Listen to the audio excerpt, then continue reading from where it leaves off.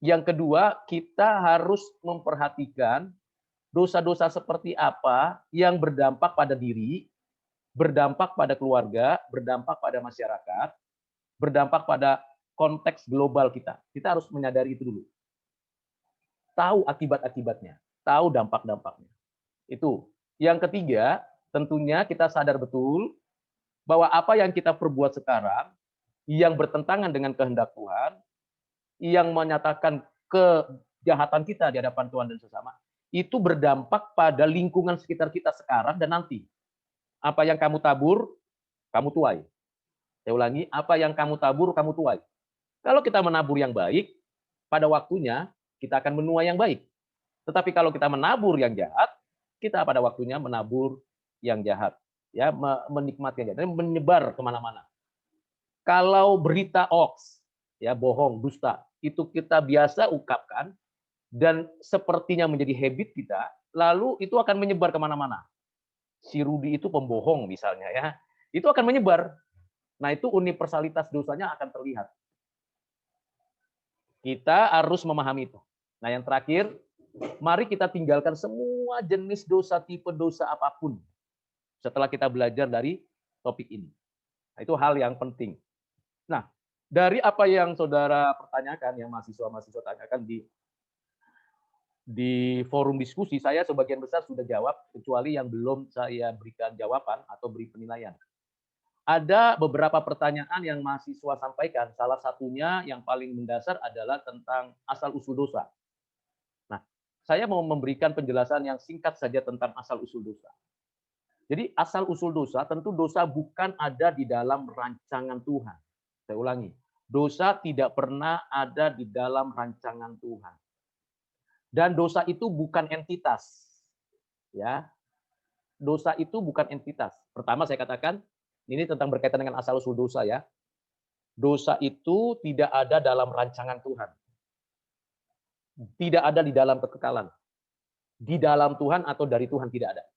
Allah itu kudus, Allah itu suci, Allah itu mulia, Allah itu benar, Allah itu adil, Allah itu agung.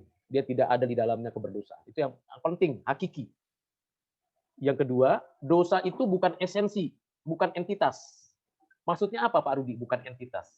Misalnya ya, kalau yang namanya entitas, benda-benda itu entitas. Benda padat, benda cair, benda apa lagi? Benda padat, benda cair, gas, itu entitas. Nah, kalau namanya entitas, itu berarti terlihat jelas diciptakan. Entitas misalnya yang kedua, misalnya tumbuhan, pepohonan, itu entitas. Ya kan? Hewan atau binatang itu entitas. Kemudian manusia itu entitas. Malaikat itu entitas. Atau malaikat jatuh, itu entitas ya. Malaikat jatuh itu iblis dan roh jahat. Allah itu sendiri keberadaannya, beingnya itu entitas. Jadi jelas. Tapi dosa di mana mau ditempatkan? Ya kan? Dosa itu apakah itu benda? Bukan. Apakah itu tumbuhan? Juga bukan. Apakah itu hewan? Juga bukan. Apakah itu manusia? Juga bukan. Manusia bukan dosa, tapi manusia berdosa. Apakah itu malaikat? Bukan. Jadi itu apa dosa itu? Dosa itu di dalam bahasa Latin atau bahasa Yunaninya itu amartia. Amartia itu berarti apa? Tidak tepat sasaran, sudah dijelaskan tentunya ya. Jadi kalau kita bicara tentang dosa itu berarti bagaimana sikap tindakan kita yang bertentangan dengan Tuhan. Sikap berarti dalam hati. Tindakan berarti perbuatan. Masih di dalam sikap, di dalam hati itu sudah berdosa. Apalagi sudah bertindak, itu buahnya dosa. Di dalam Kejadian pasal yang ketiga, kalau kita membaca lagi narasi di Taman Eden, tidak ada istilah dosa di sana ditemukan. Tidak ada kata dosa. Silakan dicari di pasal 3 itu. Maka berdosalah Adam dan Hawa. Tidak ada ditulis. Unik ya. Tapi padahal di kisah 3 itu jelas para teolog, bapak-bapak gereja, orang Kristen atau Kristiani dimanapun berada, akan mengatakan bahwa itu adalah kisah kejatuhan manusia di dalam dosa. Tetapi yang uniknya tidak ada terminologi, istilah dosa. Itu akan muncul di pasal 4. Di pasal 4 kalau baca, saya bacakan untuk kita, kalau punya Alkitab cetak boleh dibuka ya. Di ayat yang keberapa? Ayat yang ke-7 saya bacakan ya. Apakah mukamu tidak akan berseri jika engkau berbuat baik, tetapi jika engkau tidak berbuat baik, dosa sudah mengintip di depan pintu, ia sangat menggoda engkau, tetapi engkau harus berkuasa atasnya. Dosa sudah mengintip, dipersonifikasi. Di pasal 3 tidak ada istilah itu. Tetapi keseluruhan gambaran dari konteks pasal 3 kisah di Eden itu adalah historis. Historis berarti di dalam konteks sejarah kita, manusia, bumi ini. Bahwa Adam dan Hawa dengan sengaja melawan Tuhan dan dengan sengaja memakan buah pohon pengetahuan yang baik dan jahat, dengan sengaja dan sadar mendengar bisikan dan dusta si iblis, dengan sengaja dan sadar bersama-sama melawan apa yang Tuhan tetapkan. Jangan makan buah pohon pengetahuan baik dan jahat. Nah, itu yang berkaitan dengan kondisi di Taman Eden. Asal-usul dosa, kembali saya katakan lagi, asal-usul dosa. Nah, bicara asal-usul dosa, saya mau jelaskan seperti ini. Ada 2 layer yang perlu kita tahu. Yang pertama, bukan di dunia manusia, namanya dunia malaikat. Jadi sebelum ada manusia, ada peristiwa di dunia malaikat.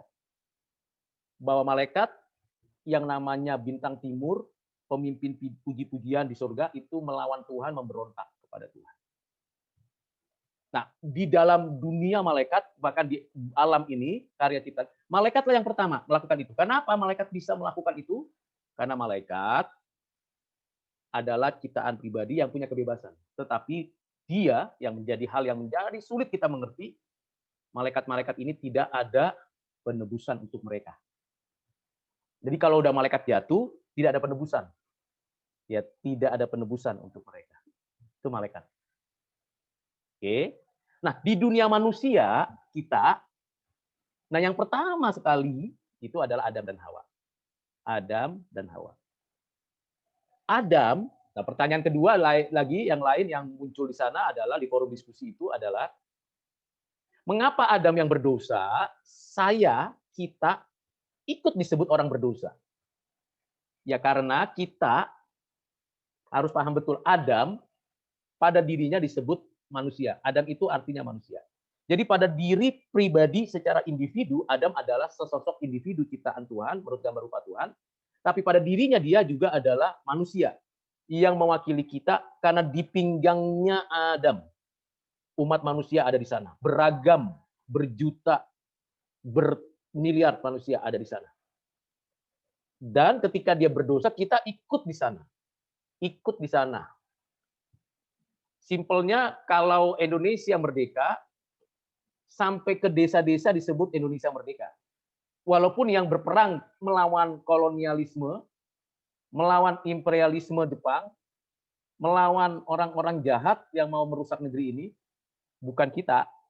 Tapi begitu kita menang, kita merdeka, maka sampai ke desa-desa paling pelosok, bahkan pedalaman yang tadinya tidak kenal apa itu Indonesia, karena di wilayah Nusantara, maka mereka juga telah berada di dalam kemerdekaan.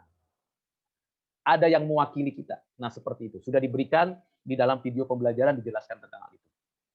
Nah, yang berikutnya adalah berbicara tentang apa yang menyebabkan Tuhan sepertinya membiarkan dosa itu. Nah, ini pertanyaan klasik. Kan Allah Maha Kuasa, Allah Maha Tahu, Allah Maha Adil. Kok Adam dan Hawa tidak dilarang, tidak dicegah, bahkan iblis kenapa memang harus dibiarkan, diizinkan masuk ke Taman Eden? Saya menjawabnya demikian. Malaikat yang jatuh itu memang dijatuhkan ke atas bumi. Dan manusia dicipta menurut gambar rupa Allah dalam konteks adanya kejatuhan malaikat. Jadi ada Allah yang Maha Kudus, malaikat yang sudah jatuh, dan kita ada di tengah-tengah. Itu konteksnya berdasarkan pengajaran Alkitab. Lalu, pada dirinya manusia sendiri diciptakan oleh Tuhan Allah menurut gambar rupa Allah secara pribadi, sebagai pribadi, memiliki kebebasan. Kalau dia punya kebebasan, maka secara otomatis atau secara konsekuensi logisnya diberikan satu kemampuan untuk mengambil satu keputusan. Bertanggung jawab. Kalau binatang kan nggak dikatakan binatang telah jatuh dalam dosa. Tumbuhan beringin itu atau pepohonan beringin itu telah tumbang dalam dosa. Tidak ada. Karena bukan person. Bukan pribadi. Tidak punya kebebasan. Ada hukum yang mengikat yang tidak bisa membuat tumbuhan, binatang, benda itu memiliki kebebasan. Kita punya kebebasan. Tetapi kebebasan kita sesungguhnya adalah kebebasan untuk melakukan hal yang benar, hal yang adil, dan hal yang suci. Tetapi kita menggunakannya untuk melawan Tuhan. Yang kedua, Adam dan Hawa di Taman Eden itu diciptakan dalam kondisi secara fisik. Sudah besar, sudah dewasa. Tetapi belum diuji. Imannya belum diuji. Dan tubuh Adam itu adalah tubuh yang belum semulia yang dia mau kehendaki. Seperti tubuh Kristus yang bangkit itu. Kalau kita membaca dari 1 Korintus pasal 15, ya saya buka ayat 1 Korintus pasal 15, supaya kita bisa paham konteksnya ya. Di dalam 1 Korintus pasal 15, saya bacakan untuk kita. Tolong perhatikan baik-baik kalimat-kalimat yang saya baca. Ini dari 1 Korintus pasal 15, ayat 39 sampai dengan 44.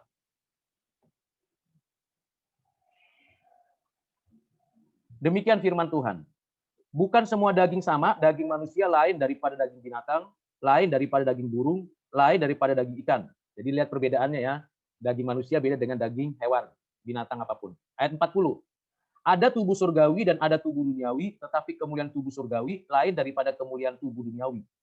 Tubuh surgawi, tubuh duniawi. Ini Rasul Paulus yang memberikan gambaran yang utuh dari PL ke PB. Ada tubuh jasman tubuh duniawi, tubuh rohani. Kita ini masih pakai tubuh duniawi. Oke, yang ke-41. Kemuliaan matahari lain daripada kemuliaan bulan, dan kemuliaan bulan lain daripada kemuliaan bintang-bintang, dan kemuliaan bintang-bintang yang satu berbeda dengan kemuliaan bintang yang lain. Ini bicara ciptaan, antara satu ciptaan dengan ciptaan lain sama-sama punya kemuliaannya, tapi kemuliaannya ada dikrinya, ada tingkatannya. Ya, bulan, matahari, bintang, dan tiap bintang ada perbedaan kualitasnya. Ayat 42. Demikian pula halnya dengan kebangkitan orang mati, ditaburkan dalam kebinasaan, dibangkitkan dalam ketidakbinasaan, ditaburkan dalam kehinaan, dibangkitkan dalam kemuliaan, ditaburkan dalam kelemahan, dibangkitkan dalam kekuatan. Yang ditaburkan adalah tubuh alamiah, yang dibangkitkan adalah tubuh rohaniah. Tubuh kita masih tubuh alamiah. Adam punya tubuh alamiah, belum tubuh mulia.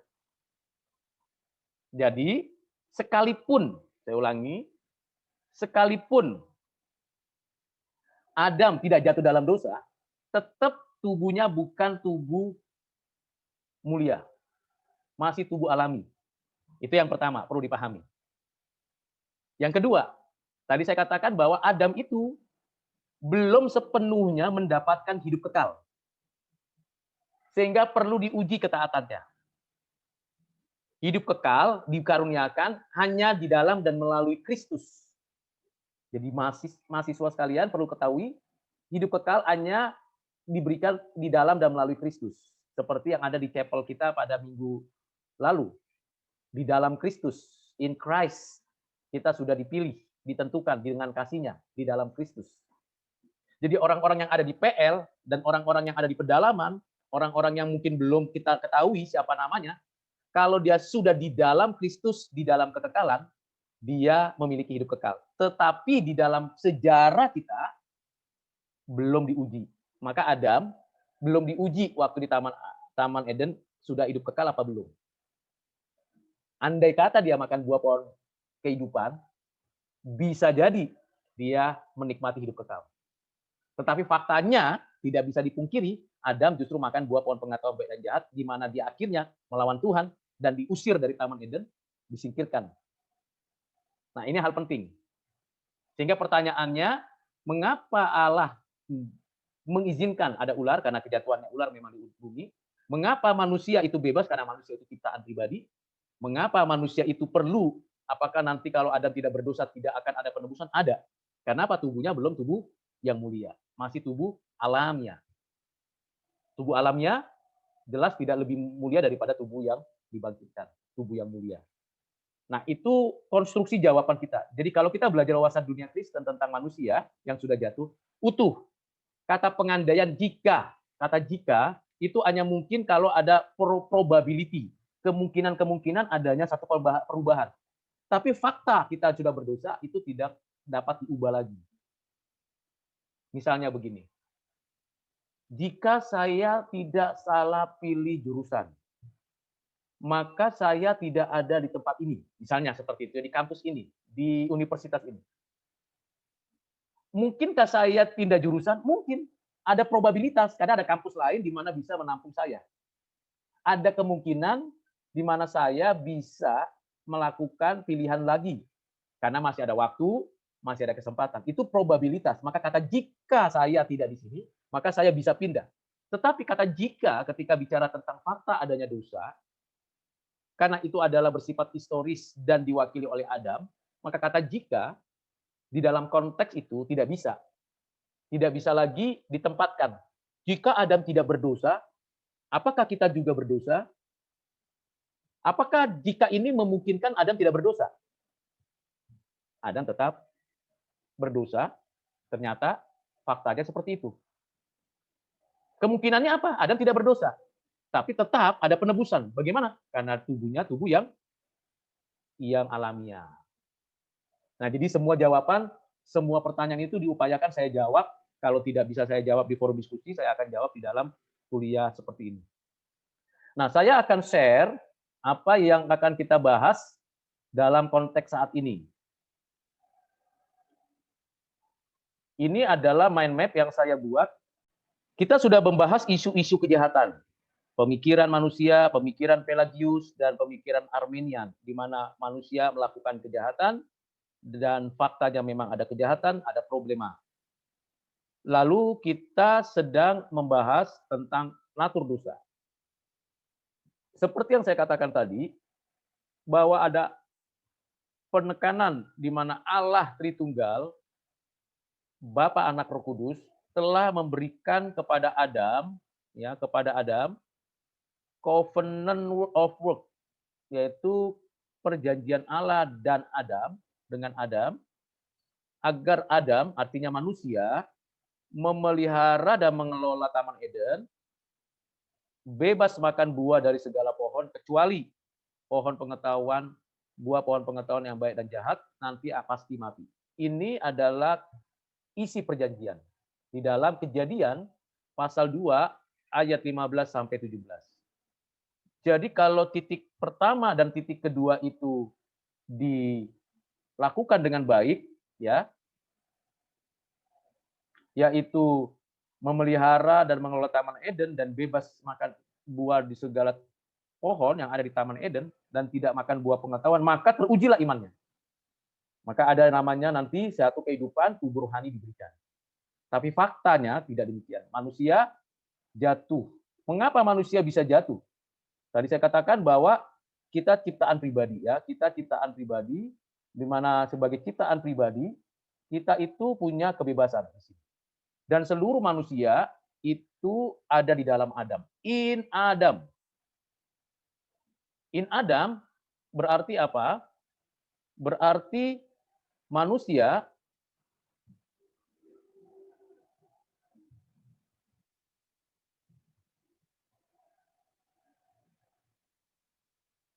Adam mewakili umat. Adam mewakili umat dan kita berpartisipasi. Jadi ada dua kata istilah yang penting.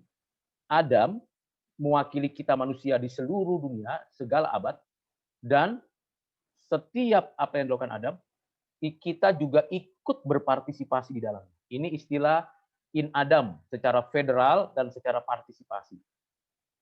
Kejatuhannya Adam sadar karena ia tidak menaati Tuhan dan ingin meninggikan diri. Dengar-dengaran dengan suara iblis. Nah, ini adalah kunci yang paling penting, ya, di dalam kita memahami tentang natur dosa kita, keberadaan kita, maka kita harus sadar betul bahwa ada suara atau ada kata-kata yang dilontarkan kepada kita. Ada tiga pihak. Allah sendiri, si jahat, dan kita. Allah sudah berfirman, si jahat selalu berusaha memakai firman dengan cara membalikkan, menipu, memperdaya manusia, dan manusia berespon. Apakah taat kepada Tuhan atau ikuti si jahat? Respon manusia ini hanya mungkin dapat dipenuhi dengan baik, dan kita sekarang dalam konteks kita sekarang bisa taat kepada Tuhan karena anugerah Tuhan. Jadi Adam jatuh, kita pun ada di dalamnya. Maka disebut sin. Ini ya, sin. Saya bedakan sin dan sins. Sin, dosa asal, natur manusia itu sin. Ini berarti manusia sudah berdosa. Sin, besar. S-I-N. Ya. Jadi ini peristiwa tentang kejatuhan manusia. Sin. Dan dosa aktual saat ini, sins. Dosa natur asal, manusia berdosa, dengan sins kita sekarang, akhirnya memberikan kepada kita gambaran tentang kematian. Roma 6 ayat 23. Upah dosa adalah maut.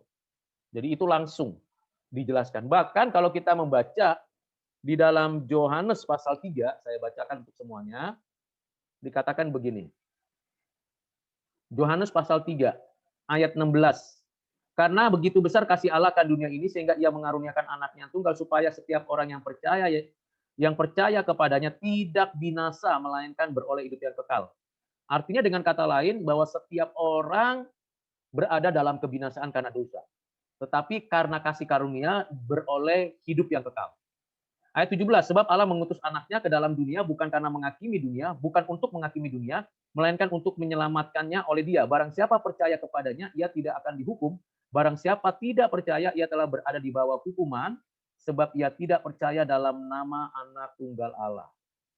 Jadi, secara aktual, dosa itu dilakukan oleh Adam dengan makan buah. Secara aktual, dosa itu kita lakukan. Salah satunya dari banyak dosa yang besar, dampaknya itu adalah 7 dosa yang besar sekali pengaruhnya. Ya, dari sombong, iri hati, rakus, malas, itu dosa yang merusak. Dan itu menyebar sampai saat ini. Ya. Dan dosa itu tidak ada dosa kecil, dosa besar.